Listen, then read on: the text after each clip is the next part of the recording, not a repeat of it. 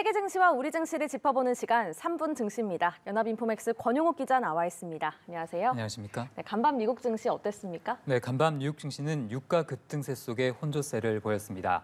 유가가 크게 오르는 것은 에너지 주가에 긍정적이지만 동시에 물가 우려를 키우는 요인인데요. 마감가를 살펴보면 다우지수는 전장보다 0.98% 상승했고 S&P 500 지수는 0.37% 올랐습니다. 반면에 나스닥 지수는 0.27% 내렸습니다. 간밤 시장에 가장 큰 영향을 미친 재료는 산유국들의 추가 감산 발표였는데요. 석유 수출기구 오펙과 러시아 등 비오펙 주요 산유국의 협의체인 오펙 플러스 소속 산유국들은 다음 달부터 하루 100만 배럴 이상의 원유 생산을 줄이겠다고 발표했습니다. 이에 따라 국제유가인 브렌트유 가격이 6% 이상 급등해 1년 만에 가장 큰 하루 상승폭을 보였는데요. 유가가 치솟을 수 있다는 전망에 에너지 기업들의 주가가 일제히 올랐습니다. 엑슨모빌이 6% 가까이 뛰었고 쉐브론과 옥시덴탈 석유 등도 각각 4% 이상 올랐는데요. 하지만 에너지주를 제외한 다른 종목에 대한 투자 심리는 위축됐습니다. 유가가 크게 오른다면 인플레이션이 다시 자극될 수 있고 이렇게 되면 연방준비제도의 긴축 강도도 더 강해질 수 있기 때문인데요. 이런 영향으로 금리에 민감한 기술주 중심의 나스닥 지수가 간밤에 빠졌습니다. 네.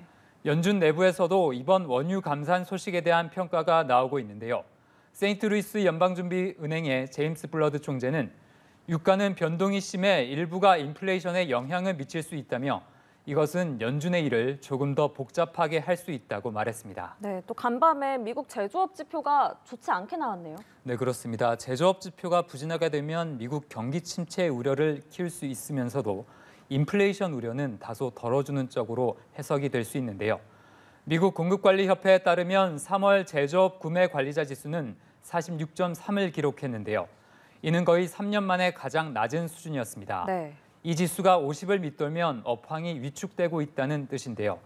제조업 경기는 4개월째 위축되고 있습니다. 다만 이번 지표에서 고용시장이 둔화되고 있다는 신호도 확인됐는데요. 고용시장의 열기가 가라앉으면 인플레이션 압력을 일부 덜어주는 역할을 할 수 있습니다. 조만간 나오게 되는 미국 고용지표 등을 계속해서 주목해 봐야겠습니다. 네, 알겠습니다. 또 종목별로 보면 전기차 주가들이 좀 떨어졌습니다. 네, 그렇습니다. 우선 테슬라 주가가 6% 이상 내렸는데요. 지난 1분기 차량 인도량이 시장 예상치를 밑도는 수준으로 나타났기 때문입니다. 다른 전기차 업체인 리비안 주가는 1% 넘게 하락했는데요.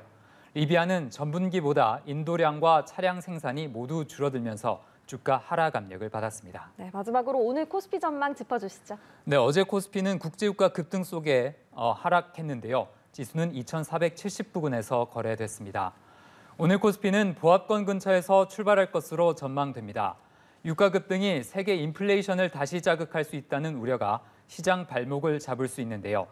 다만 어제 우리 증시가 유가 재료를 어느 정도 소화했다는 점에서 지수의 하락 압력이 제한될 수 있겠습니다. 네, 알겠습니다. 3분 증시 권용욱 기자와 함께했습니다. 고맙습니다.